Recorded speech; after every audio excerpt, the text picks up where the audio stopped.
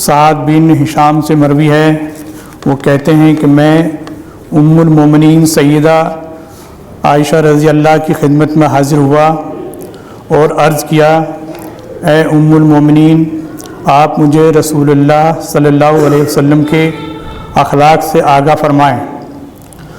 انہوں نے کہا، کانا خلقہ القرآن،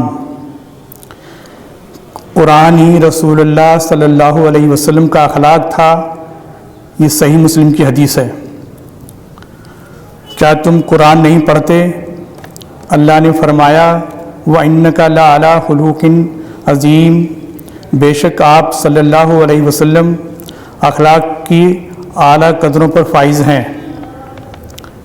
میں نے عرض کیا، کیا میں تبتل یعنی دنیا سے الگ تھلگ کی زندگی اختیار کرنا چاہتا ہوں؟ انہوں نے کہا، تم ایسا نہ کرو۔ کیا تم قرآن میں یہ نہیں پڑھتے، لقد کانا لکم فی رسول اللہ اسوۃ حسنۃ، یقیناً تمہارے لیے رسول اللہ صلی اللہ علیہ وسلم کی زندگی اسوہ حسنہ ہے۔ سورہ احزاب آیت نمبر 21۔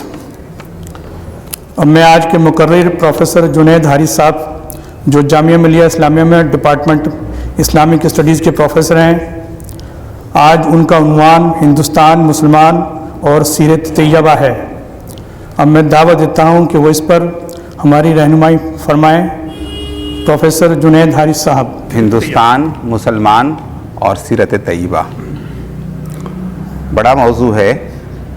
تاریخی اعتبار سے اگر اس کے تسلسل کو دیکھیں گے تو ظاہر سی بات ہے کہ ہندوستان کا تعلق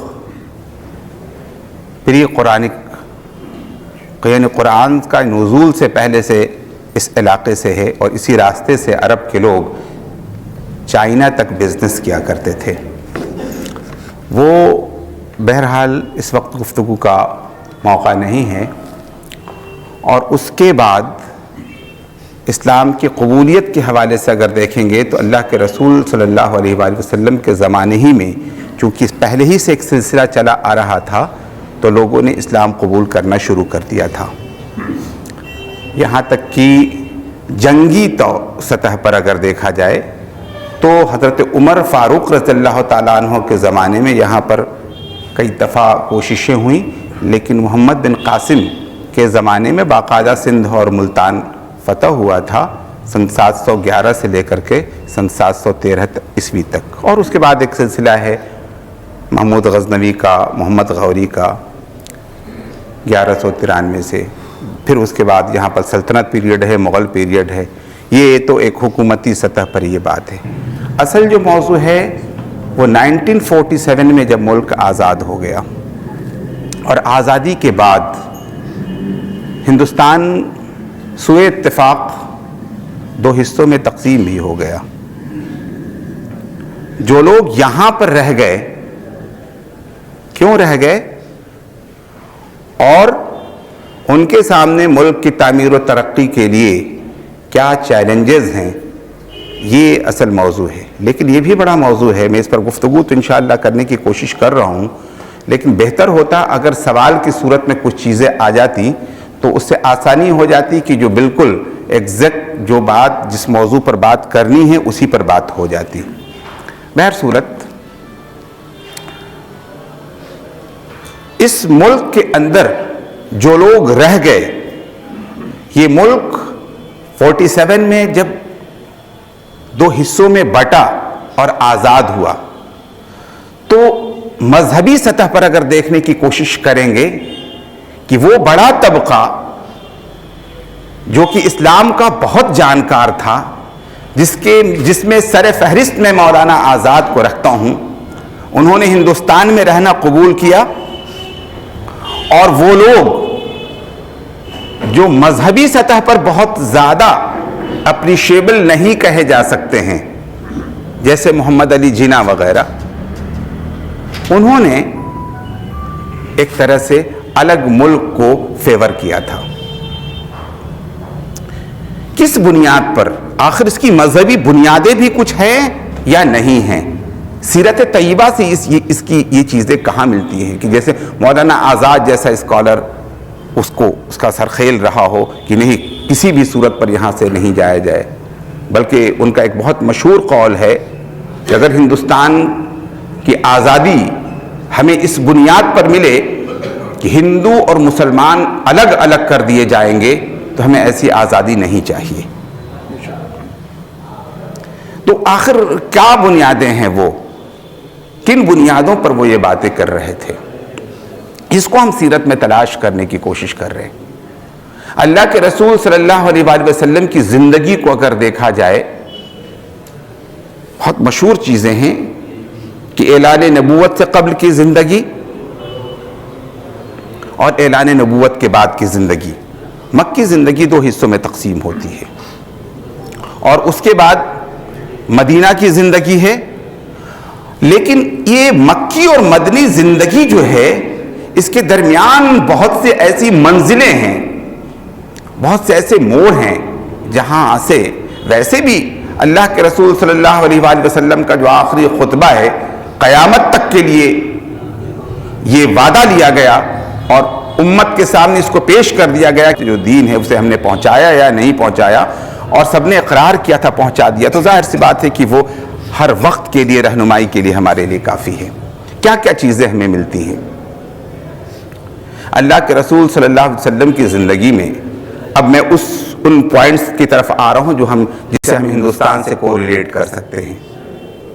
اللہ کے رسول صلی اللہ علیہ وآلہ وسلم، اس میں کوئی شک نہیں کہ دنیا انسانیت کے نام، یہ دنیا اور آخرت کی زندگی، ہر جگہ کی نجات کے طور پر، نجات دہندہ کے طور پر ہم کہہ سکتے ہیں کہ اللہ کے رسول کا جو اپروچ ہے، جو رویہ ہے، جو تعلیمات ہیں، وہ اسی پر انحصار کرتی ہیں۔ اللہ کے رسول نے جب اعلان نبوت نہیں کیا تھا، اس وقت ایک بہت مشہور واقعہ ہے جس کو عام طور سے تاریخ میں حلف الفضول کے نام سے جانا جاتا ہے۔ اس حلف الفضول کے حوالے سے اللہ کے رسول صلی اللہ علیہ وسلم، چاہے وہ مکی زندگی ہو، یعنی نبوت کے اعلان کے بعد کی زندگی ہو مکہ کی، یا مدینہ میں جانے کے بعد کی زندگی ہو، ہمیشہ کہا کرتے تھے کہ ہمیں سرخ اونٹ سے بھی زیادہ اگر کوئی چیز پسند ہے تو وہ حلف الفضول ہے۔ مثال جیسے ہمارے یہاں بہت ساری چیزیں مثال کے طور پر کہی جاتی ہیں، کوئی بہت اچھی چیز ہو جائے تو سونے پہ سہاگا بول دیتے ہیں، بہت سی مثالیں دی جاتی ہیں۔ عرب میں بھی ایسی ہی چیز تھی، سرخ اونٹ ایک طرح سے ان کے ہاں بہت قیمتی شے کے طور پر ایک طرح سے مثال دی ہے۔ اس سے بھی زیادہ اگر کوئی چیز پسندیدہ ہے تو کیا ہے وہ؟ حلف الفضول۔ حلف الفضول کیا ہے؟ حلف الفضول بنیادی طور پر 4 فضل نام کے لوگوں نے مل کر کے طے کیا تھا کہ ہمارے یہاں جو پورا کا پورا حیوانی نظام قائم ہے کہ ہم ہر حال میں اپنے قبیلے کے لوگوں کو سپورٹ کریں گے، اس لیے کہ وہ ہمارا اپنا قبیلے کا آدمی ہے۔ اس سے اوپر اٹھ کر ظلم کسی پر بھی ہو، ہم مظلوم کے ساتھی ہوں گے اور ظالم کے مخالف ہوں گے۔ یہ ایک طے کیا گیا تھا کہ زبان، قبیلہ، علاقہ، مذہب، ان سب بنیادوں سے اوپر اٹھ کر کے ہم ہر حال میں ظالم کے مخالف ہوں گے اور مظلوم کے ساتھی ہوں گے۔ یہ بنیادی نقطہ ہے حلف الفضول کا۔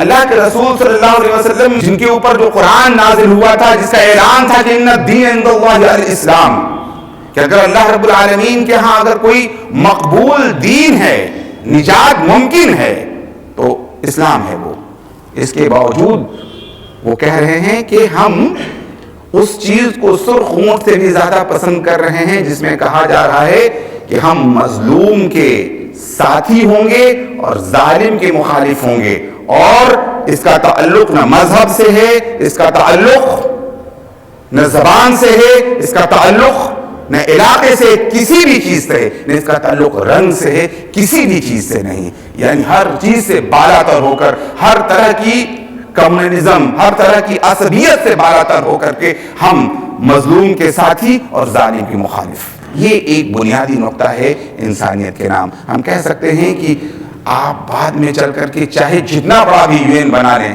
لیکن یہ جو اپروچ اللہ کے رسول صلی اللہ علیہ وسلم نے اپنے ابتدائی یعنی اعلان نبوت سے قبل کی زندگی سے جو حاصل کر کے آخر تک جاری رکھا تھا، یہ اس کی بنیاد ہے۔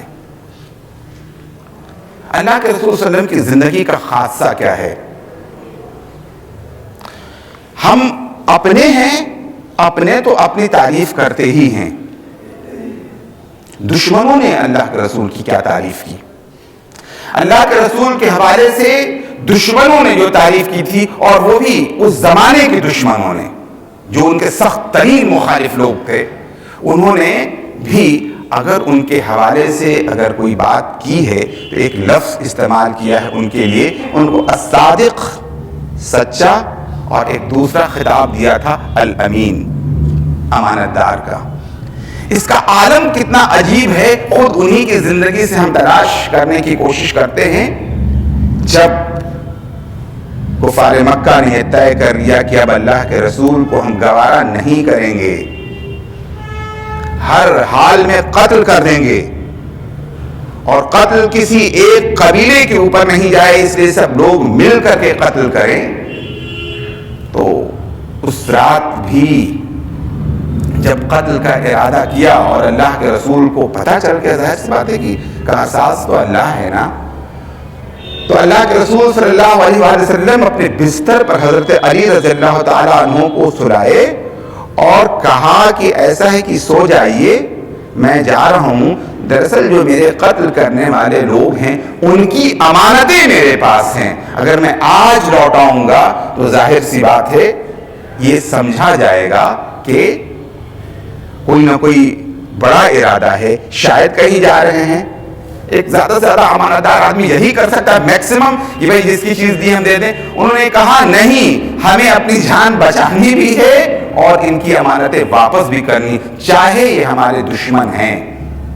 حضرت علی رضی اللہ تعالیٰ عنہ کو سنا، امانت دار کی اتنی زندہ مثال، جو دشمن کہتے تھے وہ یوں ہی نہیں کہتے تھے کہ بستر پر سلائے تاکہ جن کی امانتیں ہمارے پاس ہیں ان کو واپس کر کے، اور پھر میں جہاں جا رہا ہوں، جس شہر کو جا رہا ہوں، جس یثرب کو جا رہا ہوں، جس کا نام یثرب ہے، جس کا بعد میں نام مدینہ النبی پڑ جاتا ہے، جس شہر کا نام، وہاں پر چلے آئیے گا، لیکن امانتیں واپس کرنی۔ یہ تو ان کے امانت دار ہونے کی کتنی زندہ مثال ہے۔ راستے میں جا رہے ہیں، ان کے اوپر اب سرخون کا انعام رکھ دیا جاتا ہے کہ زندہ یا مردہ اللہ کے رسول کو کوئی بھی لے کر کے آ جائے تو اس کو سرخون سے نوازا جائے گا، 100 سرخون۔ لگ گئے لوگ، ظاہر سی بات ہے کہ بڑی چیز ہے نا۔ ایک صاحب پہنچ گئے اور پہنچ کر کے اللہ کے رسول کے ساتھی تھے حضرت ابوبکر صدیق رضی اللہ تعالیٰ عنہ، پہنچ کر کے کہا کہ اب بالکل قریب آ گئے ہیں۔ کہا آنے دو۔ پوچھا بھائی جو صاحب پہنچے تھے، پوچھا کہ کس لیے آئے ہو؟ اللہ کے رسول نے پوچھا، کہا آپ کے اوپر انعام رکھا گیا ہے۔ ظاہر سی بات ہے کہ آپ کو اگر ہم کفار مکہ کے حوالے کر دیتے ہیں، آپ کا پتہ بتا دیتے ہیں تو ایسی صورت میں مل جائے گا۔ کہا کہ بس انعام ہی تو چاہیے۔ اس وقت کی سپر پاور کے حوالے سے جس کی جان جوخم میں ہے، اپنی جان بچانا مشکل ہو رہا ہے، وہ شخص کہہ رہا ہے سنو، اگر تمہیں یہی چاہیے تو ہم اس وقت کے سپر پاور کا تاج، سپر پاور کا کنگن جو ہاتھوں میں پہنتا تمہارے حوالے کریں گے۔ مطلب قیصر و کسریٰ اس وقت سپر پاور تھی۔ کہا وہ ہم تم کو حوالے کرنے والے ہیں، پتہ ہے تم کو، وہ کر دیں گے، تم چلے جاؤ، مت بتانا۔ اب آپ بتائیے، لوگ پاگل سمجھیں گے، لوگ مذاق اڑائیں گے کہ اپنی جان بچانا تو مشکل ہے، اور اس وقت دنیا کی سب سے بڑی سپر پاور کے حوالے سے کہہ رہے ہیں کہ اس کا کنگن تمہارے حوالے۔ اس نے پوچھا کہ آپ کہہ رہے ہیں نا؟ کہا کہ ہاں میں کہہ رہا ہوں۔ کہا ٹھیک ہے، واپس چلا گیا وہ بندہ۔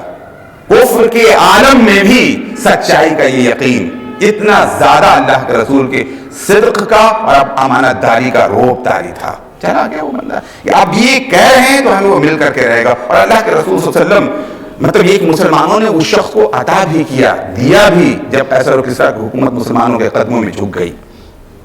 یہ وہ قوم تھی جسے تہذیب کی ہوا چھو کر نہیں گزری تھی. واقعہ یہ ہے کہ عرب کی تہذیب دنیا میں کبھی مشہور نہیں رہی ہے. ہندوستان کی تہذیب مشہور تھی, چائنا کی تہذیب مشہور تھی, میسوپوٹامیہ کی تہذیب مشہور تھی, دجلہ و فرات کے درمیان کی, دریائے نیل کے کنارے کی تہذیب تھی. یہ صحرائی لوگوں کی تہذیب کبھی مشہور نہیں رہی ہے. ان لوگوں کو اس قدر متحد کیا کہ سپر پاور ان کے قدموں میں جھک گئی تھی. تو وہ چلا گیا وہ شخص. یہ اللہ کے رسول صلی اللہ علیہ وسلم کے دشمن کے حوالے سے رویہ تھا. اور جب جاتے ہیں جس شہر میں, تو جانے کے بعد مدینہ پہنچتے ہیں اللہ کے رسول. مدینہ پہنچنے کے بعد پہلا کام جسے کہہ سکتے ہیں, آس پاس کے لوگوں کو امن کا اعلان, اور ساتھ ساتھ ایک لفظ جس کو کہا جاتا ہے, ٹیکنیکل ٹرم کے طور پہ یوز کیا جاتا ہے, میثاق مدینہ. وہاں کے جیوز تھے, وہاں کے یہودیوں سے سمجھوتا کیا کہ ایسا ہے ہم دونوں ایک دوسرے کے محافظ ہوں گے. مذہب قبول کرنے کی ضرورت نہیں ہے. اسلام تو سائنٹیفک اپروچ کے مطابق ایک نظام, ایک سسٹم ہے. الحق جب تک تمہارے دماغ میں نہ آ جائے, جب تک تمہارے ذہنوں کو گوارا نہ ہو جائے, ہم نہیں کہہ رہے تم قبول کرو, لیکن ہم اس بات پر سمجھوتا کر لیں کہ اگر تمہارے خلاف دنیا کا کوئی بھی شخص آئے گا تمہیں ختم کرنے کے لیے, تو ہم تمہارا ساتھ دیں گے. اور ہمارے ساتھ اگر ایسا ہو تم ہمارا ساتھ دو. آؤ مل جل کر کے بقائے باہم کی فضا قائم کریں, کوئی ایگزسٹنس کی بات کریں, ہم دونوں مل کر کے رہیں, ہم سب مل کر کے رہیں, ہم امن چاہتے ہیں. یہ اللہ کے رسول نے ان سے سمجھوتا کیا. یعنی کوئی یہ نہیں کہ اب ہمارے پاس مدینہ جیسی اسلامی ریاست آ گئی ہے تو آس پاس کے لوگوں کو کچل کر رکھتے ہیں, ایسی کوئی بات نہیں کی. اللہ کے رسول صلی اللہ علیہ وسلم نے ایک بات اگر کی تو بقائے باہم کی بات کی کہ آپ بھی رہیں ہم بھی رہیں, ٹھیک ہے, آپ بھی بات کریں ہم بھی بات کریں, پرامن فضا میں بات کریں, آرام کے ساتھ, جو ہے کوئی دہشت تاری کسی کے اوپر نہیں ہو. جو جس کو مذہب کو پسند کرے اس کو قبول کر لے. آؤ آرگو کریں, آؤ بات چیت کریں, دلیل کی بنیاد پر باتیں ہو سکتی ہیں, زبردستی کسی کے ساتھ نہیں. لا اکراہ فی الدین, دین کے اندر کوئی زبردستی ہے ہی نہیں. یہ بھی بنیادی نقطہ حل ہو گیا. اللہ کے رسول رہنے لگے. ہاں اگر وعدہ خلافی کرو گے, ظاہر سی بات ہے, تو وعدہ تو ٹوٹنے کے بعد جو ہونا تھا وہ ہونا تھا. آس پاس کے لوگوں نے, اصل میں ہوتا کیا ہے کہ انسان کی شرافت کا کبھی کبھی ناجائز لوگ فائدہ اٹھاتے ہیں. اللہ کے رسول تو اپنے عہد پہ جاہی کر کے, انہوں نے ابتدا کی تھی عہد کی, لیکن سامنے والا اس عہد پہ نہیں رہا. دوسرے دشمنوں سے جا کر کے مل کر کے اللہ کے رسول کی جڑیں کھودنا شروع کرنے کی کوشش کرنا. اللہ کے رسول نے کہا تم نے شاید غلطی کی تھی, میں نے کمزوری کی وجہ سے تم سے کوئی معاہدہ نہیں کیا تھا, میں نے تو امن کے لیے کیا تھا, بقائے باہم کے لیے کیا تھا. لیکن اگر تم اسے ہماری کمزوری سمجھتے ہو تو مقابلہ کرتے ہیں, اب آ جاؤ تو میدان جنگ میں. پھر جا کر کے ان یہودیوں کے ساتھ اللہ کے رسول نے وہ معاملہ کیا جن کی وجہ سے ان کو مدینہ سے ہٹانا پڑا تھا. ورنہ اللہ کے رسول صلی اللہ علیہ وسلم تو پہلا سمجھوتا کیا تھا کہ اور مل کر کے رہے. اسی طرح سے عرب حضرت ابراہیم علیہ السلام کے زمانے سے وہاں پر حج کے لیے سب لوگ آتے تھے. عرب میں پہلے سے مہینے چلے آ رہے تھے, ایسے مہینے جنہیں جنگیں نہیں ہو سکتی تھیں اور سب کو اجازت تھی وہاں پر جانے کی. دشمن ہی وہاں پر جایا کرتا تھا. حج کے مہینے میں کوئی کسی پر جنگ تاری نہیں کر سکتا تھا, کوئی مار نہیں سکتا تھا. اللہ کے رسول صلی اللہ علیہ وسلم نے بھی کہا کہ حج اور عمرہ تو سبھی کے لیے ہے. اب جب 6 ہجری ہجرت کو ہو گئے, میں جنگوں کا ذکر نہیں کر رہا ہوں, تب اللہ کے رسول صلی اللہ علیہ وآلہ وسلم نے ارادہ کیا. کس چیز کا ارادہ کیا؟ اس بات کا ارادہ کیا کہ ہم بھی جائیں, اور ہمارا وطن ضرور ہے لیکن اب ہم عبادت کے غرض سے جائیں. وہاں پر ایک مقام ہے, جو لوگ بھی مکہ گئے ہوئے ہیں, مکہ سے پہلے ایک مقام ہے حدیبیہ, ایک کنواں بھی ہے وہاں پر, ابھی بھی اس کنویں کو وہ کر رکھا ہے. اب تو جہاں پر اللہ کے رسول نماز پڑھا کرتے تھے اس جگہ پر اب مسجد بھی بنا دیا ہے لیٹسٹ, جو میں ابھی گیا تھا تو دیکھا. تو کیا ہوا کہ جب وہاں تک پہنچے تو اہل مکہ نے کہا کہ نہیں، آپ کو آنے کی اجازت نہیں دیں گے. مکہ کی تاریخ میں، کفر کی تاریخ میں وہاں کی پہلی بار ایسا ہوا تھا کہ کسی دشمن کو ہی روکا گیا ہو، ورنہ کبھی روکا نہیں جاتا تھا. اللہ کے رسول کو روکا گیا کہ نہیں، آپ نہیں آ سکتے. کیوں؟ بس نہیں آ سکتے. خیر، باہم سمجھوتے شروع ہوئے. اللہ کے رسول سے کہا گیا کہ اچھا ٹھیک ہے، ہم نے کبھی کسی کو نہیں روکا ہے، ٹھیک ہے، لیکن اس بار آپ نہیں کریں گے، اگلی بار کریں گے. اللہ کے رسول صلی اللہ علیہ وسلم نے کہا چلو ہم ساری باتیں مانیں گے، لیکن کس شرط پر مانیں گے، یہ ایک سوال ہے. شرط یہ ٹھہری، یعنی جو اسلام کا بنیادی ذوق ہے، بنیادی نقطہ ہے دنیا کے لیے، امن، سلامتی. ملتے ہی السلام علیکم جو اسلام کہتا ہے، وہ کہا کہ اگر امن، ہم آئندہ کبھی جنگ نہیں کریں گے، امن کے ساتھ ایک دوسرے کو برداشت کریں گے، نہ صحیح ہمیں عبادت کے ذریعہ ہمارے اندر جو جذبہ پیدا ہوتا ہے، ظاہر سی بات ہے، نہ صحیح عبادت مت کرنے دو، اگر ہم اس بات پر آمادہ ہو جائیں کہ ہم جنگ آئندہ نہیں کریں گے تو ٹھیک ہے. کہا نہیں، اتنا ہی نہیں، شرط بڑی مشکل رکھی گئی. شرط ایسی رکھی گئی جو کسی قیمت پر، اگر کسی بھی طور پر سوچا جائے تو قبول کرنے کے قابل نہیں تھا. جانتے ہیں شرط کیا رکھی؟ کئی ایک شرطوں، اس میں سے ایک شرط میں آپ کو بتا رہا ہوں. ایک شرط یہ رکھی گئی کہ اگر کوئی شخص مسلمان ہو کر مکہ سے مدینہ چلا جائے تو اس مسلمان کو آپ واپس کر دیں گے. آپ بتائیے، وہ اپنے تو اس نے اسلام قبول کیا ہے، لیکن کہا جا رہا ہے کہ آپ کو واپس کرنا پڑے گا. اور اگر کوئی شخص جو مہاجرین یہاں سے مدینہ گئے ہوئے ہیں مسلمان ہو کر، اگر ان میں سے کبھی بھی کوئی واپس آنا چاہے تو آپ کبھی روکیں گے نہیں، یعنی کافر ہو کر کے واپس ہونا چاہیں تو آپ روکیں گے نہیں ان کو. یہ شرط تھی. سمجھ میں آ رہا ہے کتنی خطرناک سی شرط ہے. اللہ کے رسول صلی اللہ علیہ وسلم نے کہا ٹھیک ہے، اس کے بعد جنگ تو نہیں ہوگی نا، اس کے بعد تو محبت سے رہو گے، انسانیت کے تقاضے پورے کرو گے. کہاں ٹھیک ہے، ایسی شرط. اور پھر وہیں پر ایک شرط کا حصہ تھا، اب جو جس کا وہ دوست بننا چاہے وہ بن جائے، جو نبی کا دوست بننا چاہے وہ نبی کا دوست بن جائے، اور جو کفار مکہ کا دوست بننا چاہے وہ کفار مکہ کا دوست بن جائے. جنہوں نے اللہ کے رسول کے کردار کو دیکھا تھا، جنہوں نے اسلام کو قبول نہیں بھی کیا تھا، ان میں سے بنو خزاعہ، جو کہ اسلام نہیں قبول کیا تھا قبیلہ، یہ جس قبیلے کا میں نام لے رہا ہوں، اس نے اللہ کے رسول کے ساتھ دوستی رکھنا پسند کرتا ہوں، چاہے یہ ہمارے پڑوس میں ہے اہل مکہ، لیکن ان کا کردار ایسا نہیں ہے کہ ہم ان کے حریف بنے، ان کے دوست بنے. آپ کا کردار، چاہے آپ دور ہیں لیکن ہم نے آپ کو برتا ہے، ہم نے آپ کو دیکھا ہے، ہم آپ کے دوست بن کر رہنا چاہتے ہیں، آپ کے حریف ہوتے ہیں. اللہ کے رسول نے کہا ٹھیک ہے. اللہ کے رسول وہاں سے چلے گئے. اگلے سال آئے اور اس شرط پر آئے، مومنانہ شان یہ تھی کہ کوئی بھی ہتھیار باہر نہیں تھا، بغیر ہتھیار کے آئے، اور اگلے سال آئے اور عمرہ کیا اور چلے گئے. لیکن ایک طرح سے اس شرط کی وجہ سے سن 6 ہجری میں، یہ شرط سن 6 ہجری 2 سال گزرے تھے. اللہ کے رسول صلی اللہ علیہ وسلم نے اپنے لیے تو معاف کیا، ہمیشہ معاف کیا.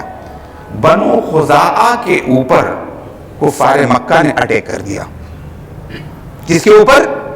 بنو خزاعہ، جو کہ علاقے کے اعتبار سے مکہ سے قریب تھے، اور عہد کے اعتبار سے، میثاق کے اعتبار سے، معاہدے کے اعتبار سے کس سے قریب تھے؟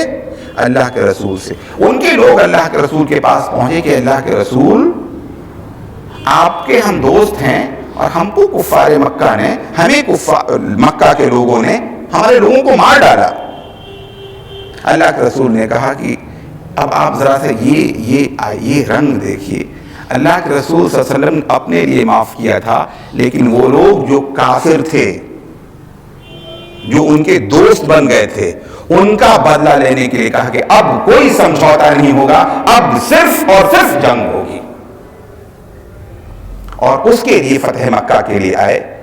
اور اس کے بعد مکہ کو فتح کیا. لیکن مکہ کے لیے بھی کہا کہ ٹھیک ہے، جو جنگ نہیں کرنا چاہتا ہے جنگ نہیں، لا تثریب علیکم اليوم، کسی کے اوپر کوئی چیز نہیں، تم شکست اپنی تسلیم کر لو، یہی کافی ہوگا.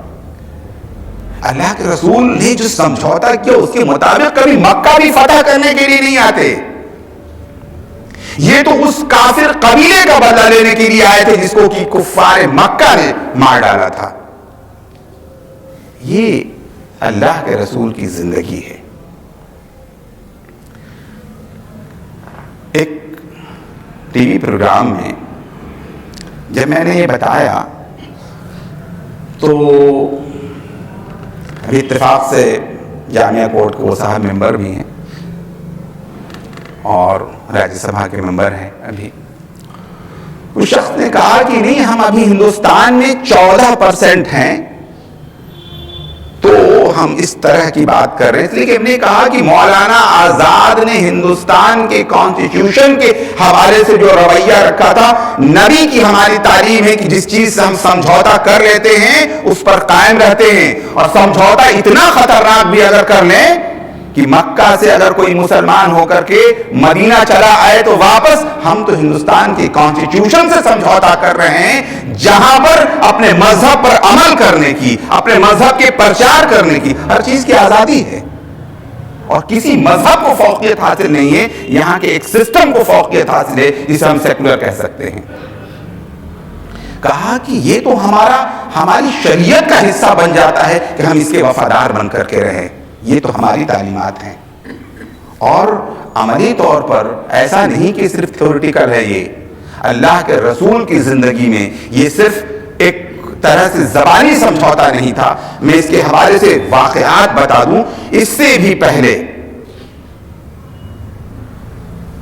مکہ سے کچھ لوگ ہجرت کر کے ایریٹریا گئے تھے اور وہاں پر بھی جا کر کے کفار مکہ نے جب شکایت کی کہ کیسے یہ لوگ آپ کے ساتھ، یہ لوگ تو ایسے اور ویسے ہیں، آپ کی حکومت کے لیے خطرہ بن جائیں گے، تو صحابہ کرام نے بہت واضح جواب دیا تھا، نہیں، ہم آپ کی حکومت کے معاملے میں کوئی دخل نہیں دیں گے، جو ہمیں مذہب کی آپ آزادی دے دیجیے، ہمیں بس وہ کافی ہوگا.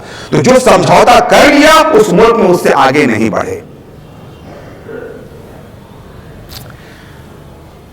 میں نے صلح حدیبیہ کی بات کی تھی. اس موقع سے ایک مسلمان 1400 صحابہ موجود تھے صلح حدیبیہ کے اس مقام پر جہاں پر یہ سمجھوتا لکھا جا رہا تھا. اس مقام پر ایک صحابی تشریف لیتے آئے بیڑیوں میں جکڑے ہوئے. صحابہ کرام نے چاہا کہ ان کو لے کر کے چلا جائے. 1400 صحابہ اور کفار مکہ کے لوگوں میں سے ایک یا دو لوگ تھے صرف. تعداد کے اعتبار سے دیکھیں تو 99% مسلمان تھے وہاں پر. لیکن اس کے باوجود اللہ کے رسول نے کہا ہم واپس کرتے ہیں ان کو، اس لیے کہ نبی مسلمان اگر کوئی سمجھوتا کر لیتا ہے، اگر کوئی وعدہ کر لیتا ہے تو بے وفائی نہیں کرتا، وعدہ خلافی نہیں کرتا ہے. اسے واپس کر دیا گیا تھا. مسلمان اپنے بھائی کے، اس لیے کہ مسلمان تو ایک دوسرے کے کا جسد واحد، ایک جسم کی طرح سے ہوتا ہے کہ اگر اس کے پیر میں تکلیف ہے تو آنکھ آرام سے نہیں سو سکتی. پوری امت ایک ہے. پوری دنیا میں مسلمان اگر کہیں پریشان ہوتا ہے تو ہر قلب میں ویسی تکلیف ہونی چاہیے. مسلمان غمگین ہو گئے ان حالات کو دیکھ کر، یہاں تک کہ اللہ رب العالمین کو ایک سورہ کو نازل کرنا پڑا جس میں کہا گیا کہ پریشان مت ہو، اصولی فتح اصل فتح ہوا کرتی ہے. اور قرآن کی وہ سورت نازل ہوئی جسے ہم سورہ فتح کہتے ہیں، انا فتحنا لک فتحا مبینا، کہ بلا شبہ ہم نے یہ کھلی ہوئی فتح دی ہے. اس لیے کہ دنیا کو معمون، دنیا کو پیسفل، دنیا کو پرامن بنانا اسلام کا وہ مقصد ہے، وہ پورا ہو رہا ہے. کوئی بات نہیں ہے ایک مسلمان کو تم نے واپس کر دیا ہے تو مسلمان تو اپنی جان گنوا کر بھی اگر کسی چیز کو، اگر کوئی پرامن ماحول کو پیدا کر لے تو اس کی یہی اس کی زندگی کا اصل مقصد ہے. میں اس تناظر میں اپنے ملک کے قانون کو، اپنے ملک کے کانسٹیٹیوشن کو سمجھتا ہوں. اور اس ملک کے کانسٹیٹیوشن کے حوالے سے ہم سے جب بھی یہ سوال کیا جاتا ہے کہ تم پہلے مسلمان ہو کہ پہلے ہندوستانی ہو، تو ہم آنکھ کھولتے ہیں تو پیدائشی طور پر فطرت کے مطابق مسلمان ہوتے ہیں اور رگوں میں دوڑنے والے خون اللہ کے رسول صلی اللہ علیہ وآلہ وسلم کی تعلیم کے مطابق عمل کرنے کے لیے آمادہ ہوا کرتی. ہم سے یہ کیسا سوال تو آپ سے ہے کہ اس کانسٹیٹیوشن کے رہتے ہوئے ہندو راشٹر کی ڈیمانڈ کیسے کر بیٹھتے ہیں. سوال ہم سے کیسا. لیکن ایک چیز میں ضرور عرض کروں گا, جہاں ہماری اتنی خوبصورت تعلیمات ہیں, جہاں ہمارا اتنا مضبوط کیس ہے, کیا ہم اتنے ہی طاقتور وکیل بھی ہیں؟ کیا ہم اتنے ہی آسانی اور اتنی ہی شدت کے ساتھ اپنے معاملات کی ایڈوکیسی بھی کر پاتے ہیں؟ یہ سوال ہے. ہم ترجمان ہیں, ہم مسلمان ترجمان ہیں, کیا اس قوم کے سامنے ہم اسی طرح اپنی باتیں رکھ پا رہے ہیں؟ یہ سوال ہے. اس لیے اس امت کی ذمہ داری ہے, اور ذمہ داری یہی ہے کہ تأمرون بالمعروف وتنہون عن المنکر. امت وسط ہیں ہم. اور ڈاکٹر صاحب نے دو چیزیں بہت ہی مائنر کے استعمال کری ہیں. ایک ہے حلف الفضول اور میثاق مدینہ. یہ دونوں ہی اصطلاحیں بہت ہی مائنر فیز ہیں. کاش ہم آج کے پس منظر میں ان دونوں اصطلاحوں کو سمجھیں, میثاق مدینہ اور حلف الفضول. بہت ہی واضح انداز میں ہمارے ڈاکٹر صاحب نے بہت ہی واضح انداز میں بتایا. کاش ہم ان دونوں اصطلاحوں کو سمجھنے کی کوشش کریں تو آج کے پس منظر میں ہم ہندوستان کے حالات سے بہت ہی اچھے ڈھنگ سے جو ہے ان کے ساتھ برتاؤ بھی کر سکتے ہیں اور اچھے ڈھنگ سے رہ بھی سکتے ہیں. جزاکم اللہ خیرہ. آپ سب کا بہت شکر گزار ہوں کہ آپ نے اس میں شرکت کیا.